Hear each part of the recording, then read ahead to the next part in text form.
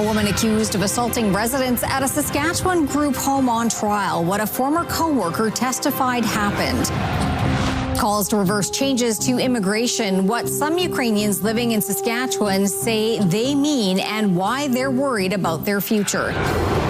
And a Saskatchewan woman's chili challenge. A look at her castle creation. This is CTV News with Chantel Saunders.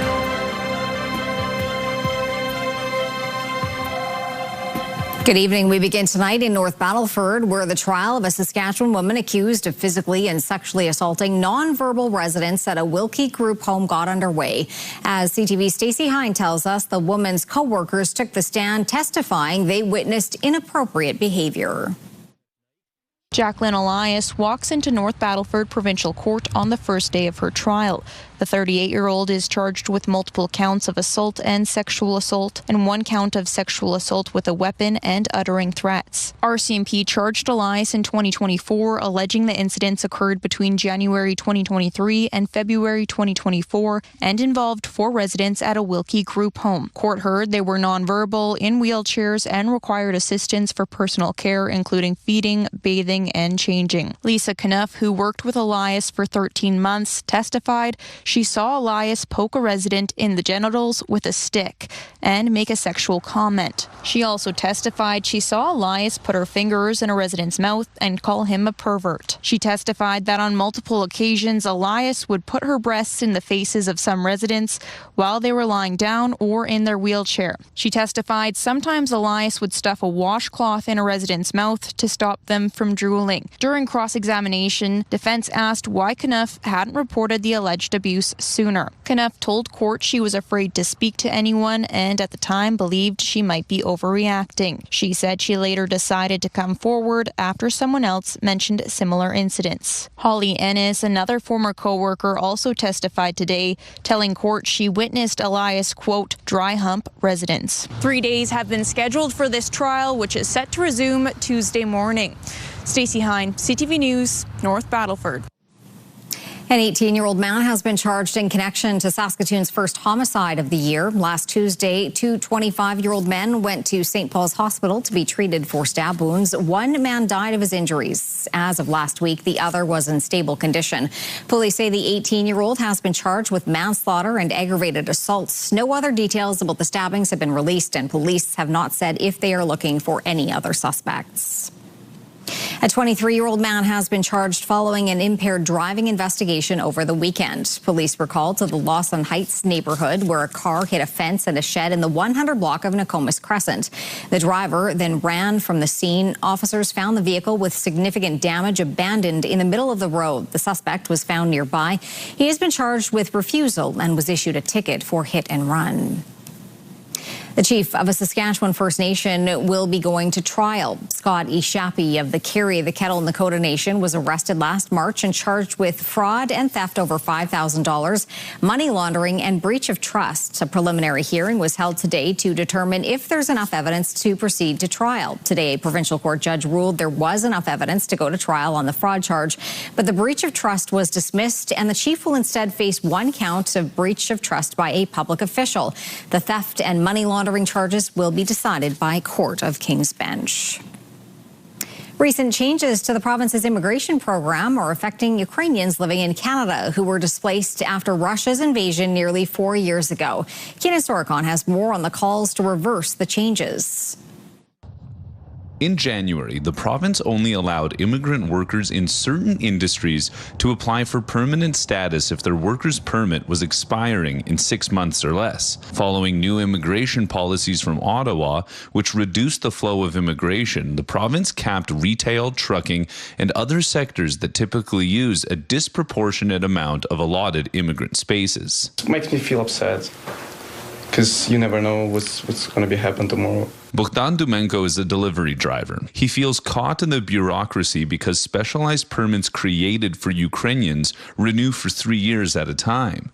Now he doesn't want to wait 2.5 years to apply to become a permanent resident or risk being deported if his application is denied. You will not gamble on that because 6 months is pretty less amount. Vladislav Tronka left his wife and daughter in Ukraine when his daughter was just 3 months old.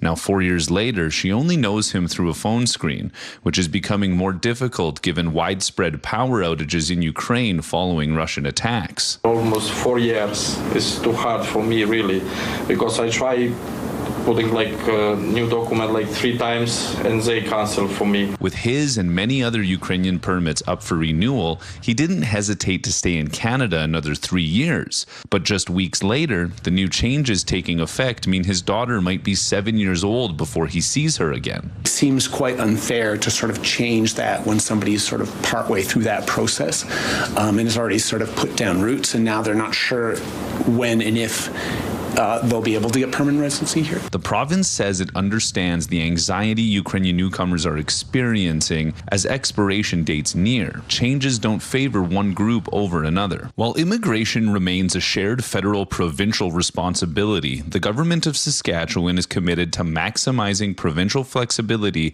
to support Ukrainian newcomers within our jurisdiction. Keenan Sorakan, CTV News, Saskatoon. A word of caution if you are heading for a stroll in Saskatoon. Crews were out chipping ice from downtown sidewalks earlier today, helping to make things less slick. Yesterday's rain followed by snow, leaving us with slippery conditions. City crews were out yesterday de-icing the streets, but sidewalks, walkways and driveways may still be icy. People are reminded to be careful.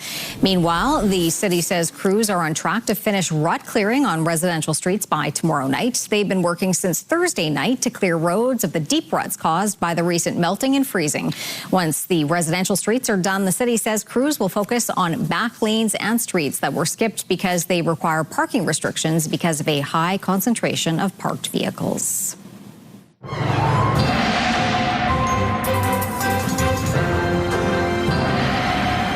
And yes, Jeff, the sidewalks have been quite slick, so be careful if you're out there. Be careful if you're out there, and if you're a homeowner or a landlord, yeah, take the time to get that taken care of, because it is a hazard when those walkways get awfully slick.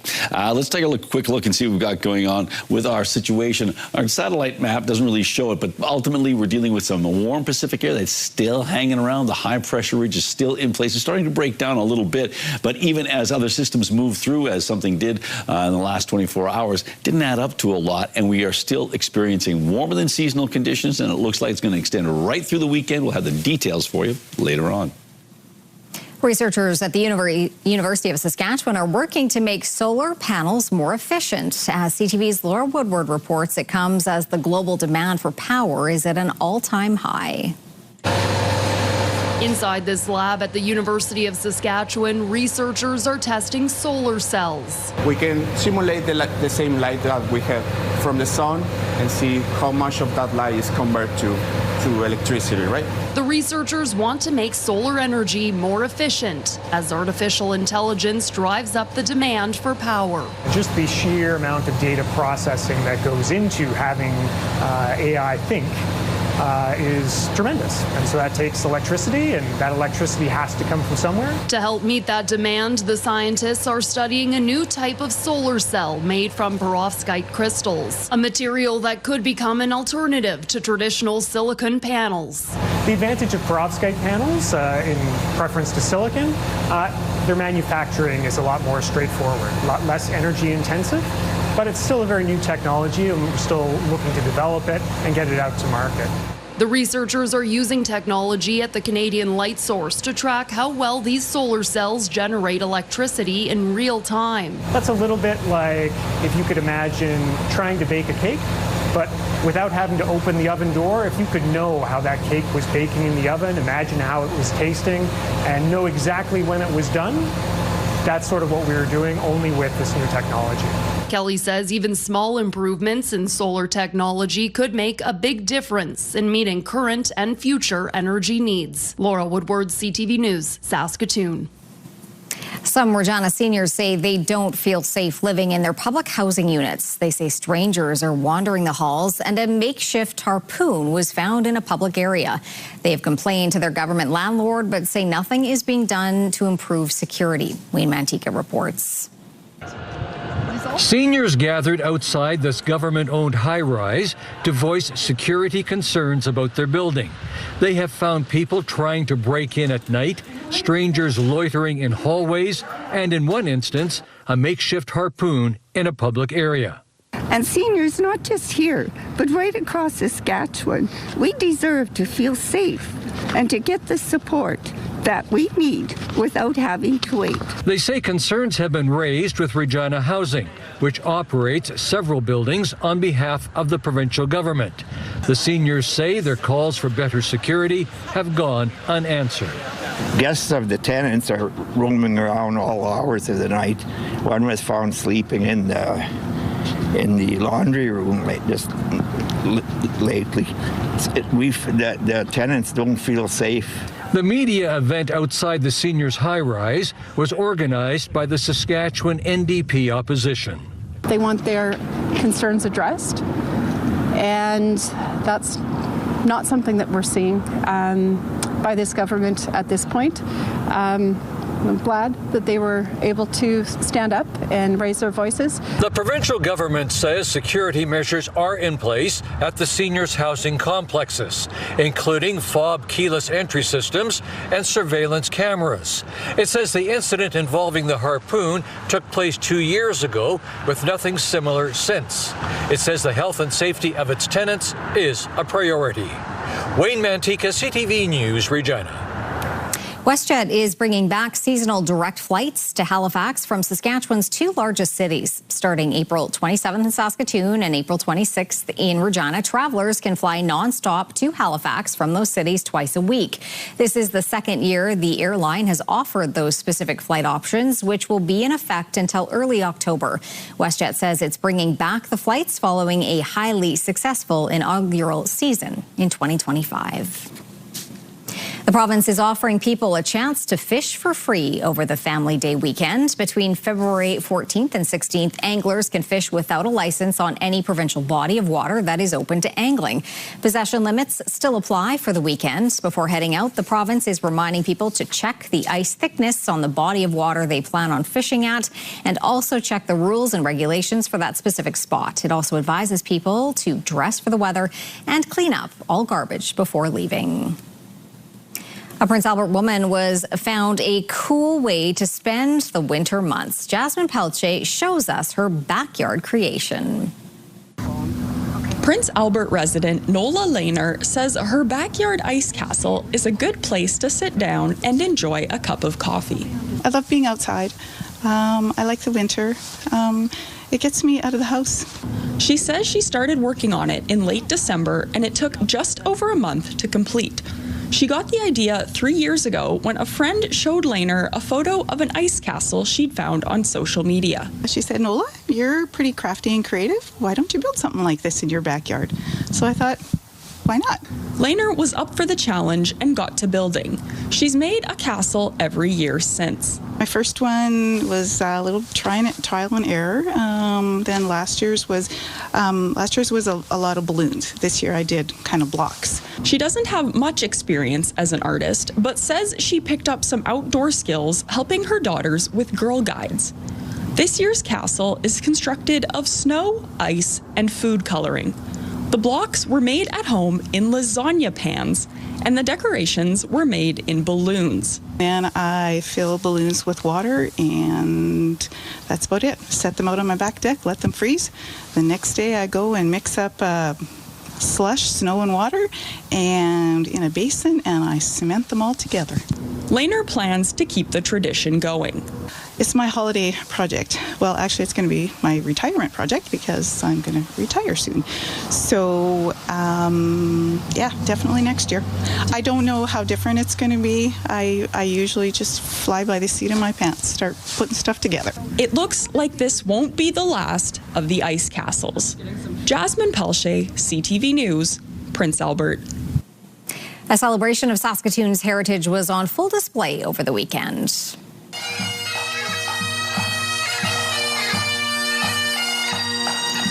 The 96th Highlander Pipes and Drums kicked off the Heritage Festival of Saskatoon at the Western Development Museum. More than 40 heritage exhibitors filled the museum and exhibit hall.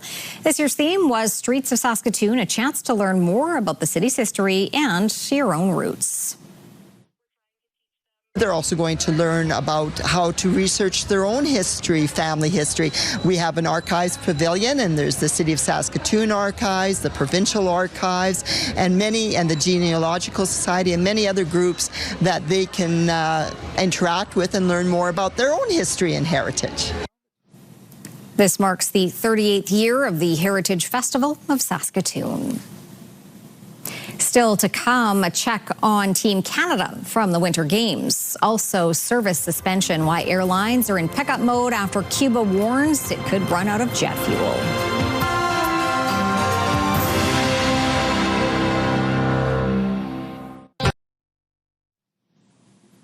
The family of a Saskatchewan woman who recently suffered a stroke is sharing her story tonight. They want people to know the signs of stroke and that it can happen regardless of age or background.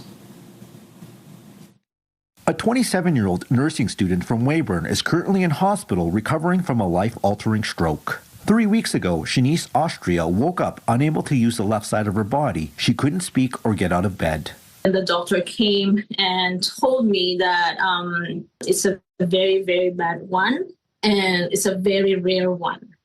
It's just, I said, like, can we have it prevented it before it's happening? And he said no.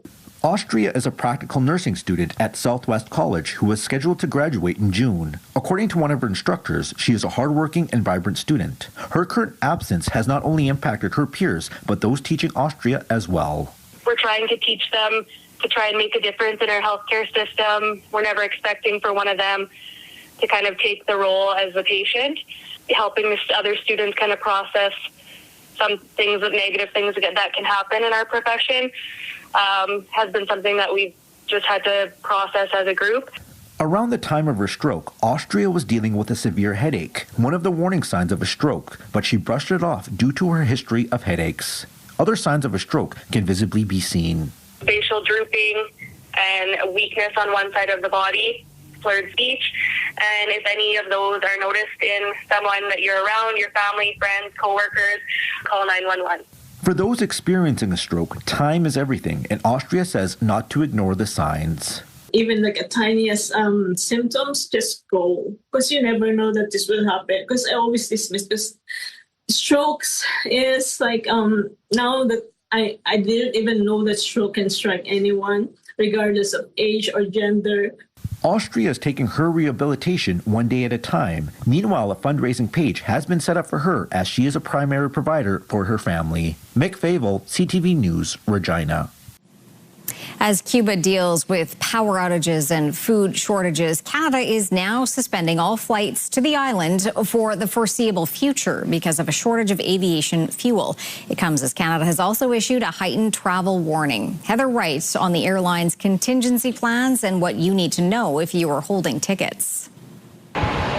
Beginning Tuesday, jet fuel will no longer be available to international airlines in Cuba. The latest sign of the devastating impact the U.S. fuel blockade is having on the Caribbean nation. We came to Cuba knowing what to expect. There's some things you'll have every day, some things you won't. I mean, that's a norm for here. But what has been the norm is deteriorating quickly with widespread shortages of food, fuel, and medicine. Air Canada announced today it is suspending services to Cuba, focusing instead on repatriating the roughly 3,000 passengers who are still there. WestJet and Air Transat have not suspended service but have issued travel notices, allowing for free changes or cancellations. This all comes as Cuba experiences the worst economic crisis in nearly 70 years. We don't get to see how it truly affects the Cuban life on the island. For decades, Venezuela had been the primary source of oil for Cuba, a source that was cut off when the United States captured Venezuela's president in January. Then U.S. President Donald Trump said he would impose tariffs on any country that sells or provides oil to Cuba, further depleting its sources of fuel. Some experts say Cuba is on the brink. By the typical definition of what we think of as a failed state, Cuba is sort of on the cusp of it. The government has closed hotels in Veradero and is consolidating tourists to save on resources. Fuel sales are being limited, while school and business hours have also been reduced. Cuba has said it is open to negotiating with the United States to end this oil blockade. Meanwhile, the government is warning its citizens to prepare for hard times beyond what they are experiencing now. Heather Wright, CTV News, Toronto. A Canadian mining firm has received reports that some of the co-workers abducted from one of its sites in Mexico have been found dead. 10 employees were taken last month from the mine site in the western state of Sinaloa. Vancouver-based Vizsla Silver Corporation says it is awaiting confirmation from Mexican authorities on today's news. It is unclear how many bodies were located. Global Affairs said in January it was not aware of any Canadian citizens among the abductees. The company says it remains focused on the safe recovery of those who remain missing. 4 people have been arrested and suspected involvement in the workers' disappearance. Team Canada picked up a win on the ice this afternoon in women's hockey, a 5-1 victory over Czechia. Canada also picking up its second medal, with Megan Oldham claiming bronze in ski slopestyle. Scott Hurst has all the highlights on day 3 of the Milano Cortina Olympics. This thing is really heavy. I think it's beautiful. Canada's Megan Oldham is already loving life as an Olympic medalist. The 24-year-old from Parry Sound, Ontario, north of Toronto, soared to new heights on the biggest stage. With skis raised and medals around their necks, the top 3 making sure they got a podium selfie to freeze the moment in time. Oh, I feel incredible. It still feels a bit like a dream. Bronze in women's ski slopestyle and redemption for finishing just off the podium in big air at the Beijing Games 4 years ago. An Olympic accomplishment Oldham will never forget. I'm so proud of myself for putting a run down and being able to get up on the podium and bring home a bronze for Canada. Quebec's Naomi Ernest, who finished 7th in the ski slopestyle final, says it's an inspiration to watch her teammate on the podium. Definitely seeing her success here really inspires me, and I'm so happy for her, and hopefully I can do the same one day or maybe in 4 years. Expect to see both women compete in the big air competition as well later in the week. It was a close call for Quebec City's Beatrice Lamarche in the women's 1,000-meter speed skating final. The 27-year-old in her first Olympics was in the bronze medal position watching the final pair of skaters. Ultimately, the second-generation Olympian was bumped down to 5th, less than 1 second off the podium. Canada's medal count is now 2 as the first full week of competition is well underway. Bronze for Valérie Malte in long track speed skating, and now bronze for Megan Oldham in ski slopestyle. Scott Hurst, CTV News, Toronto. The celebration continues after the Seattle Seahawks defeated the New England Patriots in the Super Bowl last night. Seattle reigns above them all in the NFL. The Seahawks, Super Bowl champions for the second time. Seattle beat the Patriots 29-13 to capture the franchise's second Lombardi Trophy. Running back Kenneth Walker was named Super Bowl MVP after rushing for 135 yards.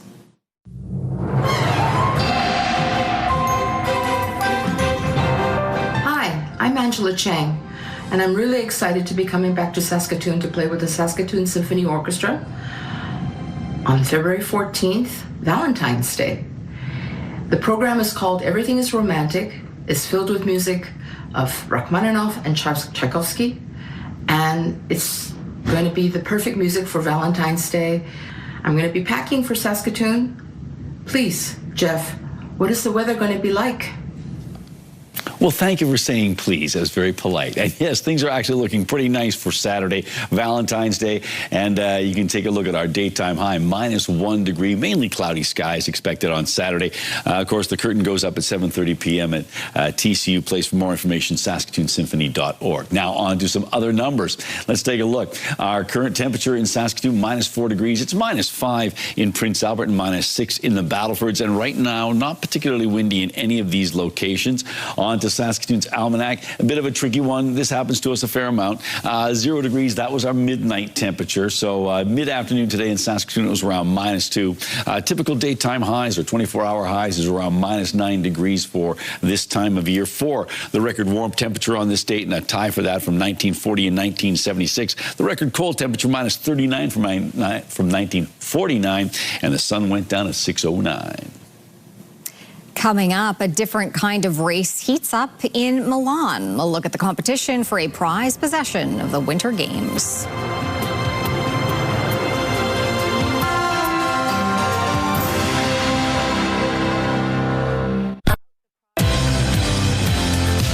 Tomorrow on Your Morning Saskatchewan, why you should get out and get active. We learn about the Trans-Canada Trail Initiative and share some local trails to check out around Saskatchewan. It all starts at 6. All right, we'll take a look through the live lens of Skycam right now, and things are looking pretty nice. We've had ourselves a mild day, so a mild evening in store, and it looks like that's going to be the case as we roll into much of the coming week. So let's take a look at our satellite and radar shot here, and we can let you know we are expecting to see a lot more in the way of some rain and snow. And the good news is things have gotten kind of cool out on the west coast, so there is snow expected for the ski resorts and areas like that. We do have mild Pacific air still impacting Alberta, Saskatchewan, and parts of Manitoba. Let's take a look and see what we've got going on with our current temperatures just to recap things. -4 in Saskatoon, -5 in Prince Albert, -6 in the Battlefords. On to our high and low for today. Maple Creek is the hot spot in the province today, a high of 6. And Uranium City was the cold spot. That was -20 degrees. Around the province we go. Currently it is -1 degree in Lloydminster and Moose Jaw, 0 in Swift Current and Estevan, -4 in Regina, and -5 in Yorkton. Taking a quick look at, there we go, into our central part of the province. About a 9-degree range here from a +1 in Kindersley and Rosetown down to -8 in Wynyard, Melfort, and Meadow Lake. A number of communities are at -7. It's -3 in Spiritwood. Up north, temperatures are cooler, yes, but not by a big chunk. -11 degrees in La Ronge, -17 in Stony Rapids and Key Lake, -18 in Collins Bay. A few of the other locations in and around that -12 degree mark. Down south, we've got ourselves Leader sitting at +3. It does cool off to -5 in Last Mountain Regional Park, Indian Head, and Melville. It's 0 in Carlisle and Outlook. A few other places hanging around that 0 degree mark as well.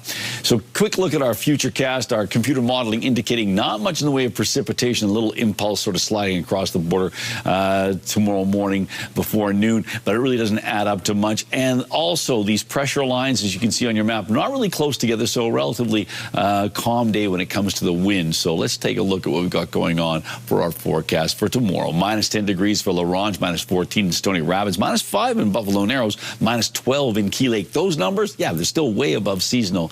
-2 degrees for Meadow Lake, -3 in Spiritwood, but 3 on the plus side for Kindersley, and 2 in Rosetown, 2 as well in Outlook, 8 in Maple Creek, Leader 4 degrees, Leader in Maple Creek expecting lots of sunshine, a bit more cloud in Swift Current, but still 6 degrees. -6 degrees for Yorkton, 2 on the plus side for Regina, Moose Jaw at 4, and 3 in Estevan. And finally for East Central Saskatchewan, -6 in Melfort, -2 in Watrous with some foggy conditions. A similar situation for Humboldt, but -4 for a daytime high, -8 in Hudson Bay. The Battleford's dropping down to -11 with mainly clear skies, -2 degrees tomorrow with cloudy skies, and then -3 on Wednesday, then basically hanging around the 0 degree mark Thursday, Friday, and Saturday. So yes, -1 on Valentine's Day, -3 on Sunday and Monday, -7 degrees, a chance of flurries. -13 for Prince Albert overnight, warming up to -6 tomorrow, -4 with foggy conditions in the morning on Wednesday, 1 on Thursday and Friday, -2 on Valentine's Day. And Saskatoon's overnight temperature expected to be -10 degrees. The winds back off, mainly clear skies, mainly cloudy or just cloudy skies tomorrow, -2 degrees, and -2 again on Wednesday, maybe a bit of morning fog. 2 on the plus side for Thursday, Friday, mainly cloudy, and 0, -1 on Valentine's Day with mainly cloudy skies, and -2 on Sunday, -6 on Monday.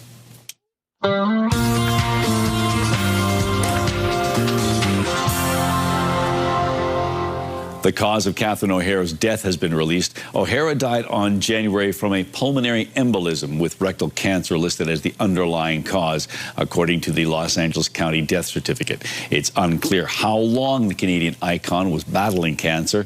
The actor died at her home in Los Angeles. She was 71.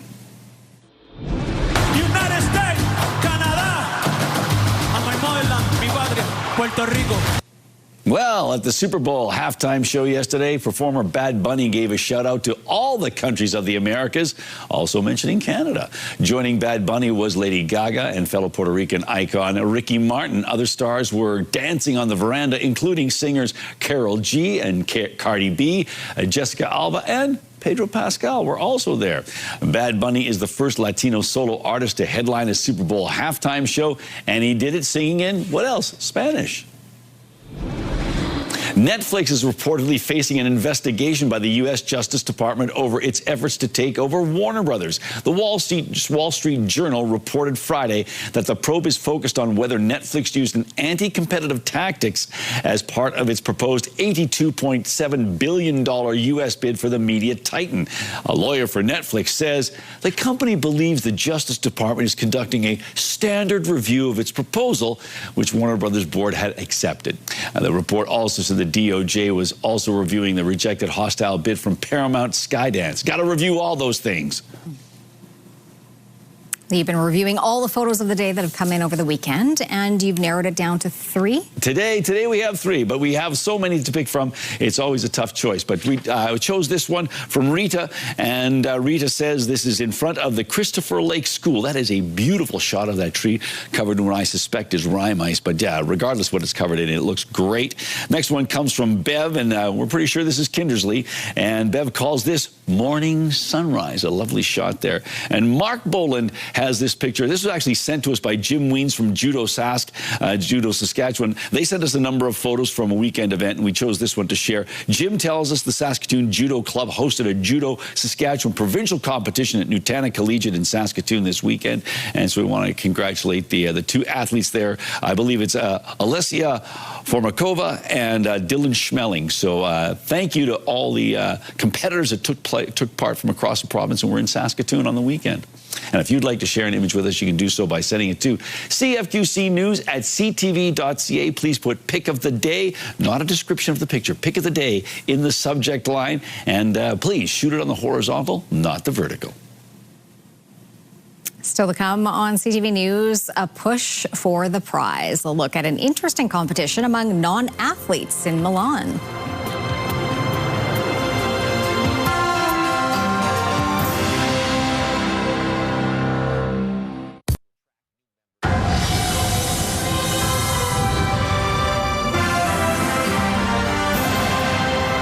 It's not an official Olympic sport, but pin trading is serious business at Milan's Winter Games. As CTV's Garrett Berry shows us, it's drawing long lineups, serious collectors, and even some broken hearts.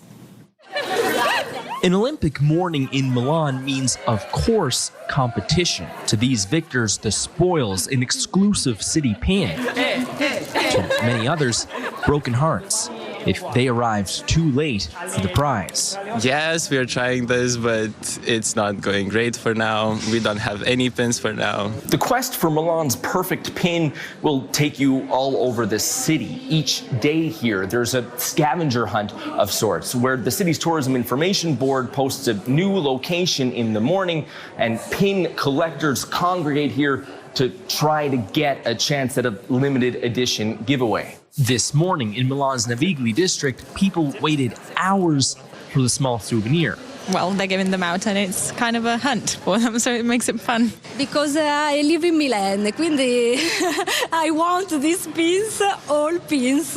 I love pins. I don't know, I love putting them on my clothes and it's an easy accessory. Some have been doing this for decades. Meet Thomas Rondi, a pin collector for 14 Olympic Games running, with the hardware to show. It's really interesting. People have so much fun at it, and it's not really official yet for the Olympics, and we're in a club called the Olympin, and we're trying to literally get it part of the Olympics officially. You'll find him anywhere in this city, always open for pin trading business. Even CTV anchor Heather Butts got in on the action. This is the Paralympic Winter Games from Vancouver 2010. The deal done. We'll do that trade, and then you trade, and then you have fun, and you say thank you very much. But there's more business to do. Rondi says each Olympic city starts a little cold, but towards the end of the games, it's a full-on frenzy to get your favorite pin while you can. Garrett Berry, CTV News in Milan. When we come back, masking talent. A look at the artwork worn by a Saskatoon native representing Team Canada. And later, the Super Bowl of weddings.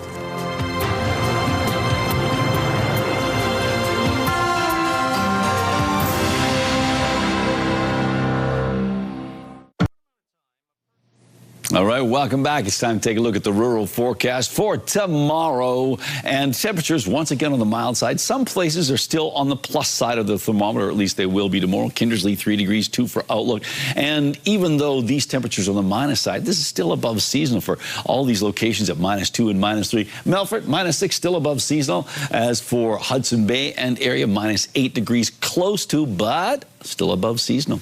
Let's go down south in north and south of the Trans-Canada. Sunny and really warm in Maple Creek, 8 degrees, 4 in Leader with sunshine. Along the international border, 3 degrees in East End and Rockglen, 5 in Coronach, 1 in Carlisle. And the coldest it gets on this part of our map is Kenora, and that's -7 degrees. So let's take a look at Big River.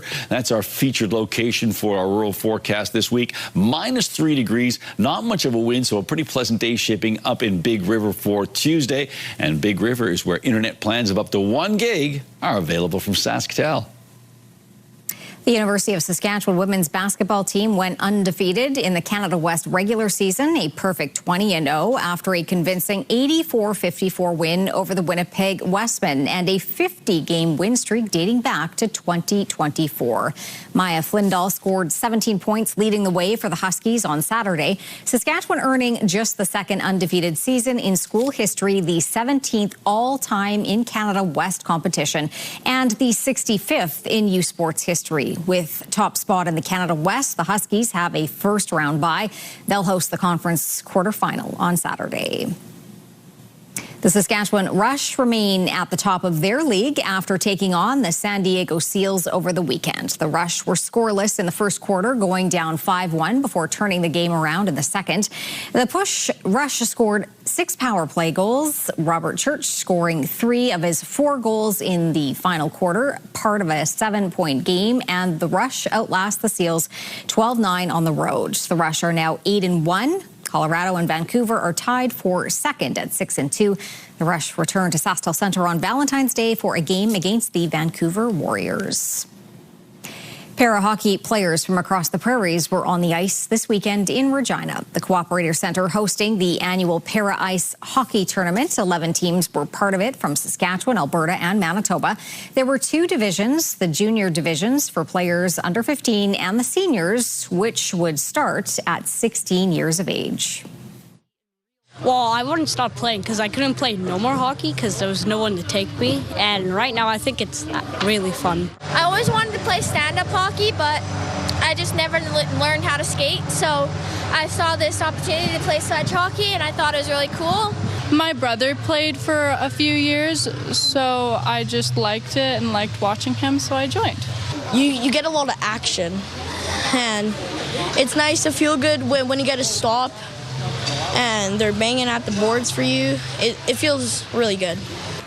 The tournament wrapped up yesterday. A Calgary artist has the honor of painting some of the masks for Canada's goalies at the Winter Olympics, including a Saskatoon native. Dave Freed did custom paint jobs for 4 of the 6 masks worn by Team Canada goalies, including Saskatoon's Darcy Kemper and Calgary-born Logan Thompson. On the women's side, he designed the masks for Emrance Mashmeyer and Kaylee Osborne. The operator of Eddie Bauer's Canadian stores says it's filed for bankruptcy protection in the U.S. and will soon make a similar move in Canada. Eddie Bauer LLC says the 220 stores across both countries will remain open, but it will host liquidation sales as the court process gets underway and the business seeks a potential buyer. If it can't find someone to purchase the business, Eddie Bauer will begin a wind down of its Canadian and U.S. operations. The company has 31 stores in Canada, including one in Midtown here in Saskatoon. Some have started marking down inventory by at least 60%. Air Canada's decision to halt flights to Cuba is having an immediate effect on the airline's share price. Lindsay Biscaya with the details. Shares of Air Canada ended the day in the red after the airline suspended flights to Cuba. Air Canada says the decision is because of an ongoing shortage of fuel on the island. The airline says it will be sending empty flights down to Cuba to return around 3,000 passengers. Shares of Air Canada ended the day down almost 5%. And the Canadian dollar is up 60 cents to end the day to 73.76. West Texas Intermediate climbed to 64.36. Western Canadian Select is up 47 cents to 48.04, and the TSX climbed to end the day ending just above 33,000. Those are your business headlines. I'm Lindsay Biscaya. Turning to local gas prices now, the average price in Saskatoon currently at $1.24.9 a litre. The lowest price in town, $1.14.9. On Saskatchewan markets, Cameco jumped $8.41 and Nutrien finished the day at $95.04. Coming up, wedded bliss at the Super Bowl. Then, when tying the knot will forever haunt you.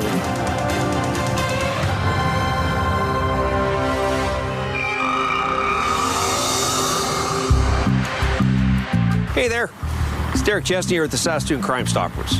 This week on Crimestoppers Unmasked, we're needing your assistance to identify a suspect in an arson that took place on 22nd Street West at the end of December of last year. On December 20th, 2025, around 8 p.m. in the 100 block of 22nd Street West, an unknown individual did purposely cause damage to a vehicle by lighting a fire in the front passenger wheel well of a car. The suspect is seen putting something in the passenger side wheel well of the car before walking northbound. Moments later, the fire is visible from the hood of the vehicle. The car sustained major damage and was deemed a total write-off. The footage shows the suspect wearing a black jacket with the hood up, khaki pants, and black shoes. Do you have information about this suspect or information about any other crime? If so, please give us a call at 1-800-222-8477, or you can leave a tip online at SaskatoonCrimestoppers.com. You can check out our Facebook, Instagram, and our homepage for photos of the suspect and other active crimes within the city. We pay cash rewards of up to $2,000 for information that leads to an arrest. We don't want your name, we just want your assistance. Saskatoon Crimestoppers, do your part to stop crime in our community. Select Hair Services brought to you by Sage, the beauty bar. Stay with us for another great night of television starting tonight at 7 with Extracted. Well, the Super Bowl was extra special for one couple who tied the knot at the game. Se me otorga, los declaro marido y mujer. The pair exchanged their nuptials during the halftime show. Bad Bunny's representatives say the couple had actually invited the artist to their wedding, but instead, he decided to invite them to be part of his show. He also served as a witness and signed their marriage certificate. That's pretty cool. Something to remember, right? I would hope so. Not everybody can say that. No, I would say nobody can say that. Yeah. And then they got, free entertainment. Exactly. Hey, who sang at your wedding? Oh, Lady Gaga. Right? Yeah. No big deal. Yeah. All right, well, Disney is now giving engaged couples a new and creepy option. The Haunted Mansion at Disneyland will be available to host weddings starting in the summer. Ceremonies will happen in the outdoor courtyard, which can accommodate up to 25 guests. Couples will also be able to book ceremonies at the Haunted Mansion parlor on the Disney Destiny cruise ship. So all of the options. If the Super Bowl isn't an option, I think some people might want to rent out the Tower of Terror. Perhaps. There's another idea. What was your wedding like? The Drop of Doom. Yeah. Anyhow, I digress. I'm sure other weddings have been scarier, so it's fine. I'm sure there have. Right? I'm sure. Yeah. I'm sure you're 100% right. These temperatures, 100% right? Well, they're pretty close. -9 tomorrow morning, -7 by noon. Mid-afternoon around -1 degree, -3 by 5 o'clock. So a pretty nice day again, and not particularly windy. So if you can get out there and enjoy it, please do. Definitely. And if you can, salt or sand your walks, and just be careful. That would be very good, very good.